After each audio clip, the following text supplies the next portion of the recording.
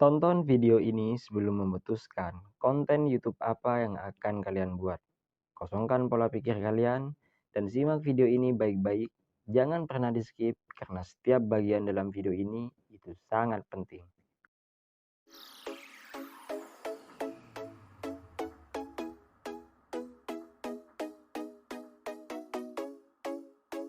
Selamat datang di channel Pintu Dana, sebuah channel yang membahas seputar tips, trik, tutorial, dan segala sesuatu yang berhubungan dengan cuan.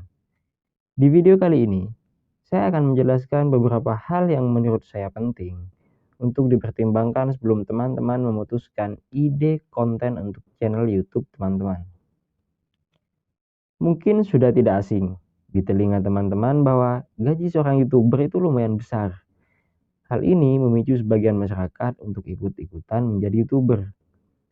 Namun penghasilan setiap YouTuber mempunyai jumlah penghasilan yang berbeda-beda. Perbedaan jumlah penghasilan tersebut selain dipengaruhi oleh view, juga ada yang namanya CPM dan RPM.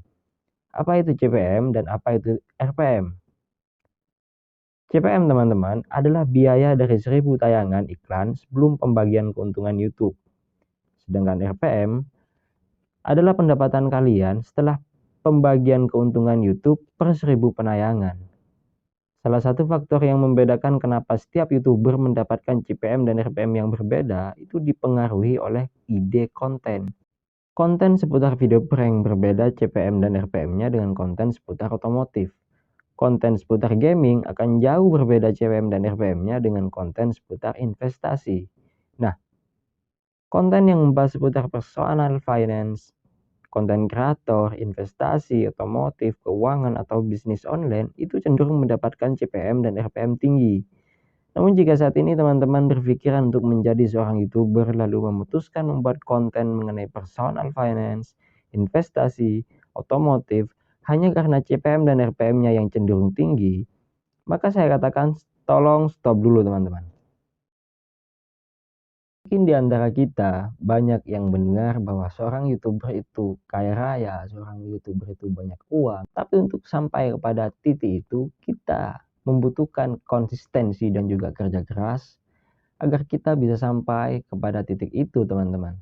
Namun banyak juga seorang YouTuber yang gagal, seorang YouTuber yang berhenti di tengah jalan hanya karena tidak menyadari hal-hal yang menurut saya fundamental yang akan saya bagikan pada kesempatan kali ini teman-teman. Hal fundamental pertama menurut saya adalah mengenali diri. Kenapa saya katakan mengenali diri adalah salah satu hal fundamental? Mengenali diri yang saya maksud adalah kita mengetahui kemampuan kita dalam ranah apa, keahlian kita dalam bidang apa, sehingga dalam pembuatan konten kita tidak akan pernah merasa jenuh, kita tidak akan pernah merasa bosan, kita tidak akan pernah merasa tertekan. Karena suatu hal yang akan kita jadikan konten tersebut adalah suatu hal yang memang menjadi keahlian kita, teman-teman. Jika kemudian muncul pertanyaan bagaimana jika kemudian kita tidak mempunyai keahlian dan lain sebagainya. Mengenali diri di sini tidak hanya mencakup mengenali keahlian kita, tapi meluas kepada apa yang kita sukai, apa yang kita gemari, misalkan memancing atau otomotif dan lain sebagainya. Itu semua bisa kita jadikan konten, itu semua bisa kita jadikan bahan untuk konten-konten kita teman-teman. Saya yakin 100% jika kita melakukan satu hal yang benar-benar kita sukai, yang benar-benar kita kuasai, itu akan terasa lebih mudah ketimbang kita harus melakukan suatu hal yang hanya karena iming-iming suatu hal yang lain terus kemudian kita melakukannya, itu akan jauh terasa lebih sulit teman-teman. Jadi jangan paksakan diri kita menjadi pelawak jika kemudian hal yang kita kuasai dalam bidang IT misalkan. Dengan paksa kita menjadi seorang desain grafis jika kemudian hal yang kita kuasai dalam dunia hukum. Terus kemudian hal fundamental selanjutnya adalah sebuah value atau nilai apa, manfaat apa yang akan kita sampaikan kepada para penonton kita. Hampir 80% waktu saya dalam proses pembuatan video, saya memikirkan sebuah value atau nilai atau manfaat apa yang akan orang-orang terima dari menonton sebuah video saya.